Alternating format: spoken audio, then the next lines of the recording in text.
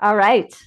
We are recording. This is Aliza, Soleira, and Francesca, and we are having a conversation today about the new woman rising. And Soleira's going to kick us off just with a little, just kick us off, Soleira. Let's just dive in. Well, I've really noticed there's something different about so many women that I know. And, I said just before we started this, there's new men rising, there's new children rising, there's a new us rising, there's a new humanity rising. Yes, it's not just about women, but I am particularly fascinated with it because I was born in 1950. So, so I was born in a time where, as a teen in the 60s, I wanted to be a guy. I mean, it was like that seemed like the better option to me at the time. And even in my early adult life through the 70s and 80s, when I was working in corporation, it was more you wore pantsuits, you tried to adapt to the culture, you tried to be more male-ish in all of that. And suddenly here I am now at this stage of life, and I am loving being a woman. Like, absolutely love it. I just don't think there's anything else I would rather be than a woman. And I think that a part of that for me is the collaboration, the creativity, the unleashing of genius, the boldness, the colorfulness, just the way the women tend to operate is so wonderful. And I think we've kind of come out of a shell of a long-term cultural thing and emerged as this kind of potent force in the world. And that to me is the new woman rising. That's how I would talk about it, is kind of like that. So that's my intro to it. I'll turn it over to you and, gals and, and see and what I you love say. that so much. And of course, my whole thing is new humanity, which is the birthing of a whole new way of being, really a whole new consciousness on the planet. And Yeah, it's fueled by women. It's absolutely not exclusive. It's yeah, absolutely men and children and everybody on the planet. But the women part of it, it's as if for me, well, my history, I came early in my adulthood. I became a minister, not that early, but at 30, late 30s. But but I became a minister, but then right on the heels of that, I got involved in the priestess process work. So uh-huh. I was developing my own awareness of my divine feminine pretty early on. I would say pretty early on. But even then, in the right around 2000, even then, the divine feminine was not the polarization that we were seeing in the 60s and 70s, right? Where it was like women over men. It was like, no, women.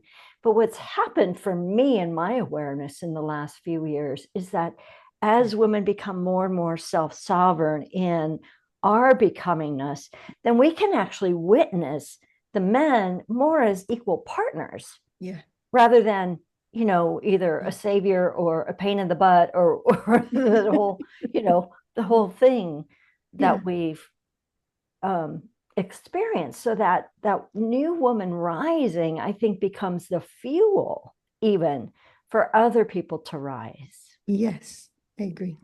Yeah. It's very interesting listening to you both because my background is really different. I was never in the corporate world, so I never had that sense of being below the glass ceiling or anything like that. And when the whole Me Too thing was happening, it's like, Yeah, so I didn't really have that. Not like a lot of women yeah, did. But I also didn't get involved in any of the activism of women either. I yeah, didn't. So many of the women that I know, particularly in the Silver Tent, have done like feminine leadership training and all of that kind of thing. I never did any of that too. I kind of came to the party late, I think, with the Silver Tent. yeah, There was only then that I started just over 8 years ago, getting this sense of focusing more on women and the feminine, and getting yeah, this intuitive sense that it's about the resurrection of the feminine. And so I've been watching that and experiencing that over the last 8 years. Before that, I was kind of oblivious. um, Yeah. and what I want to add to what you've just said is actually where I'm seeing a difference from my perspective is in the men that I'm meeting. Yes, I'm me too. meeting men that are the equals, like you were saying, that sense of equality, that men that do listen Yeah. to women, that want to be, I don't know, equal, I guess, that see us differently, and it's really changed my perspective on men. I've been quite disillusioned, Yeah. shall we say, until about Yeah. actually maybe only a couple of years ago, when I started to just meet the most lovely men. Yes, me too. Yeah. Yeah. I have a thought about that, and I've been practicing this for the last maybe couple of years when I came into a whole body of work about being being the Queen's Code based on Alison Armstrong, who is very popular here in the whole feminine masculine relationship piece. It's really different than what Jeanette does in that inner beloved, but but what I've noticed is when I am in my self sovereign, in my source, in my presence, then men are different. Yes. And I can shift out, and I do. My relationship here is, everybody knows, and I hate to say it publicly on camera, but it goes wobbly sometimes. And when it goes wobbly, what I've started to do is look at me, and every single time I can make a little shift, boom, and he shows up. It's so fascinating, that relational piece. Yeah. There is something as well for me about the collaboration and co-creation of women together. Yeah. And that can include men. So, I host the Murmuration of Maestros group, where we're doing big consciousness and reality innovation work for the world to thrive, all life to thrive and connect in new ways and evolve. And when I watch us come together, especially as women, there's something really beautiful in it. Like we just seem to like get along easily. We really witness one another. We share and are generous and kind and supportive and nurturing and empowering and all of that. And especially what I see coming in what I'm calling the new woman is a kind of life power and a kind of collective connectivity that is not forced inclusion and diversity, but inclusive uniqueness. The celebration of inclusive uniqueness seems to be there. And I think what you're pointing to in your relationship is that we're learning to be sources of reality. And we're up for making the world a brighter and better place together. And I think there was a time when I go back to like the 1990s when I was not who I am today by any means. And I was desperately looking for female role models that I could get some sense of what it was I wanted to become. Now that was me in my like late 40s, still not quite understanding who and what I was even then. But now there's just it for me now, it's trying to figure out who I am has become slightly irrelevant to me. I'm much more about doing things to make life better for the world. And that brightens me and it elevates me and it takes me to a different place of who I be in the world. Does that make sense? What I'm That saying? makes complete sense to me. There's Yeah. such a resonance there, and I'm getting ready to lead a women's retreat in just a couple of days, and it is about, the title is find your own Eureka in Eureka Springs, Arkansas. So it's kind Yay. of a play on that, but that's where I've been going, because it's not anymore for me either. It's not who am I so much, but what do I bring to the world? It's somehow, however you said that, it was like, that's it. Yeah. That has such a resonance in it. So Yeah. thank you for saying it like you did. I'll have to go listen to the recording. I can't even remember now what I said. But that's Well, one of the things about us too. We're more spontaneously present in the moment now, right, I very think, than we much. used Me to be. too, very, very much. And Yeah. when I'm not, that's when things go wobbly. Yeah. Yeah. Yeah. Definitely. Yeah. Yeah. But Francesca, do you see that in the tent, the silver tent as well? I love that sense of collaboration. I can't help but think of how women were kind of designed through Yeah. nature to be collaborative. And then we had all that stuff about, being strong like men and, Yeah. and, and emulating the masculine, and just that's just so not the way that we were brought to this planet in these bodies to be lying. And to Yeah. see that happening again, and I see that happening, obviously the silver tent is for women over 50. So those are the women that I spend most of my time with. But to see that desire lessen to have to be at the top all the time, or to go it alone, and to realize that actually we don't have to be alone anymore. We don't have to be that strong, independent woman. Yeah. We can have that, not like letting go of that, but we can have that as part of Yeah. a community, part of a group. And that feels completely different, doesn't it? To be able to be vulnerable and strong Yeah. and interdependent, if that's the right word. Yeah. And I love seeing that blossom, and I love seeing that blossom in me too. Yeah. And what's interesting, I don't think it's an age thing. I don't think it's because we're over a certain age, therefore we've matured, therefore we experience ourselves differently. I see it in younger women and in young kids too. It's something essentially is rising in us Mm-hmm. that is, I think you used the word sovereign Yeah. for it, is a good word for it. But it's also a celebration of connectivity and uniqueness, a respect, a true come from place that respects the differences of us, not having to be forced upon us, kind of thing. So even though in the world, from the news perspective, one might not think that's necessarily happening, but Mm-hmm. I think it is happening. I think it's something that's embedding in us, and not just for other people, but also for animals and oceans and nature and, you know, all of that I kind of really thing. think that's a part of the evolution of what we're in. And I know for me, I've always been really the lone wolf, and in part because I didn't ever feel like anybody got me.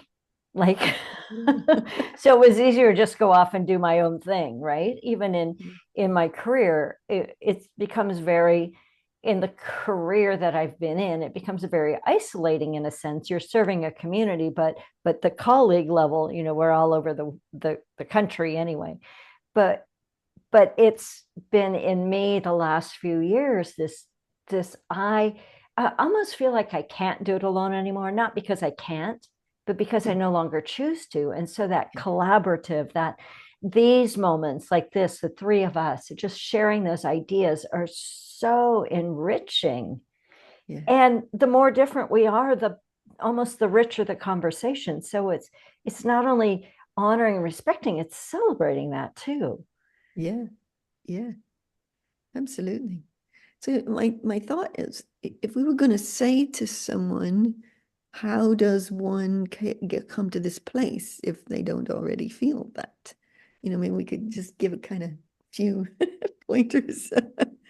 Um, I would say, like, love yourself and love what's different about you. Mhm. Most people are trying to fit in or be the same or feel bad that they are so different, but to love and celebrate the difference, I think is one of the key things to this whole piece. Mhm. Oh, I completely agree with you, Soleira. And I remember when I started the Silver Tent, I had got this quote that just came through, which is that we are each a unique stitch in the cardigan of life. Mm. And when you think of that, like I'm not a knitter, but I loved knitting when I was little. And you know, if you take one stitch out, the whole thing unravels, doesn't it? So Right. I love that sense, and it's all one ball of wool. Yeah. You know, we're all one, but we're all a part of that. And so Yeah. I just love that sense that we can't pull the whole cardigan of life together unless each one of us recognizes our uniqueness and our part in that part that we play, each part is Yes. invaluable and vital, isn't it, Yeah. when we see it like that? And Yeah. yeah, I just really love the simplicity of that imagery, and it fits really well with recognizing our uniqueness and our connectivity. I love that. Yeah. Yeah. And for me, I'll often use the idea of a mosaic, like each of us is a stone or a color or a shape in a mosaic. So very similar to the the stitch in the fabric. And I think just to add, if there's anything to add to that, find some women. All three of us have groups, right? Soleira has the Murmuration of Maestros, and Francesca has the Silver Tent, the Silver Synergy, and I got the New Humanity. But find the women that you can be yourself with. Once you love yourself, you have to also be in a field, or you create the field, or you step in where you are really seen. And I think that's part of the power of those circles also, is that the more that we're seen, the more we come alive, and the more that we see others, the more we come alive. It's this uh, almost combustible feeling. Yeah. You can get a group and nobody sees anybody, and everybody's kind of hiding because we still have our women stuff, and I don't know you and whatever. I'm thinking of the retreat coming up, right? And it's like, but in that seeing and being seen, there is almost the freedom unleashed to love Yes. ourselves more, to be more of who we are. Yeah. Can I just say as well that as you were talking, I was thinking one of the things that we've existed in since I was born, way that long time ago, is a paradigm of reality which is hierarchical and striving for success, striving to get to the top, no matter what, at any cost to anybody else. That's been the predominant model by which governments run and business runs and et cetera, et cetera. But I think what I'm seeing with this new woman rising is that we operate in a different paradigm of reality, completely different. It's not that we don't strive for things and go for great visions or abundance or whatever, but we do it in a completely different model. We do it collaboratively, innovatively, excitedly, joyfully. If it's not giving you joy, you don't do it. Mhm. And if it's inclusive in a way that is exciting, but to me, you search for the greatness in every single piece and every single person.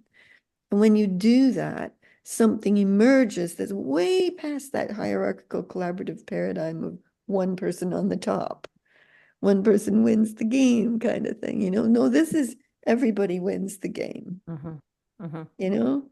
And I Goes think from that that's really exciting. it goes Yeah, from that triangle to overlapping circles. yeah, yeah. It's Yeah. exciting, isn't it? Yeah, it is very exciting. Yeah. Yeah. It's very Yeah. that whole Yeah, sense of being everybody's champion, of being a champion and creating that space where ideas are allowed and ideas are cherished, and that we raise each other up to be the best that we can be. And I know that ultimately we have to see it in ourselves. Mhm. It's yeah, never going to happen just because other people see our work. We yeah, have to find that within ourselves too. But it helps, doesn't it, to have like a myriad of mirrors yeah, going, come on, you're amazing, you're wonderful, and you've got something unique and worth sharing with others. You know, there's I that love, beautiful weaving together. yeah. I love the word champion. I think that should replace the word leader completely. Yes. Because leader is singular, champion is more everybody, you know? I love it. That's a great word. I Yeah. keep thinking of the Dalai Lama statement that says the world will be saved by the Western woman. I would say by the awakened woman, right? By the woman coming into her own um, sense of being, because then we do become champions and we do become collaborators, and people also rise up. Yeah. Yeah. Yeah.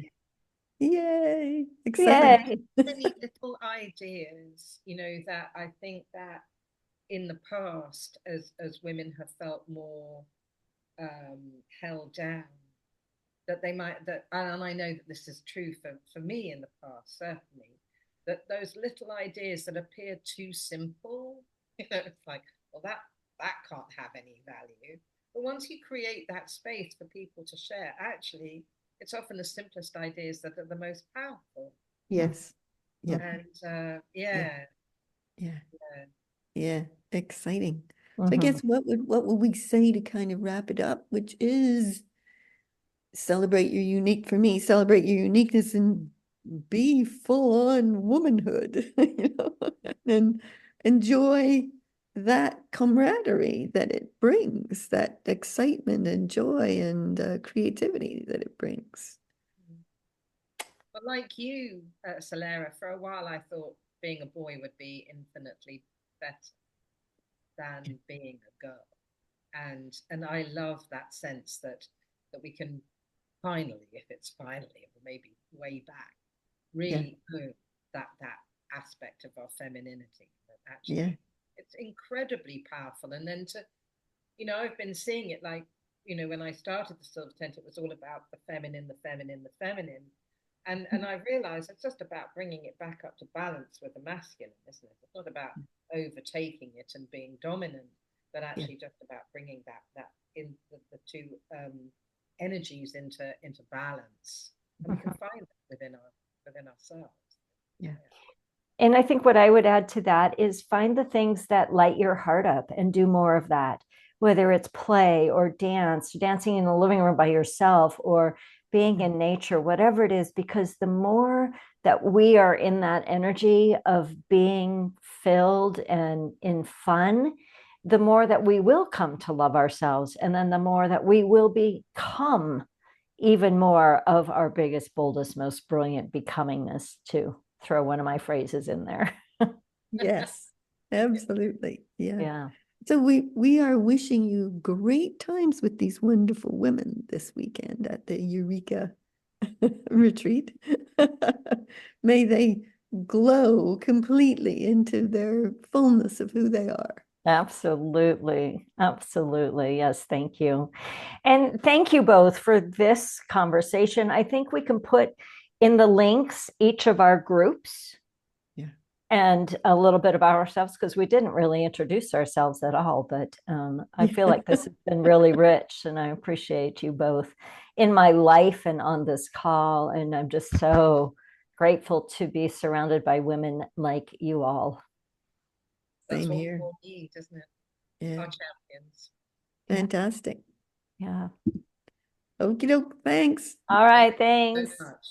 All right. Bye.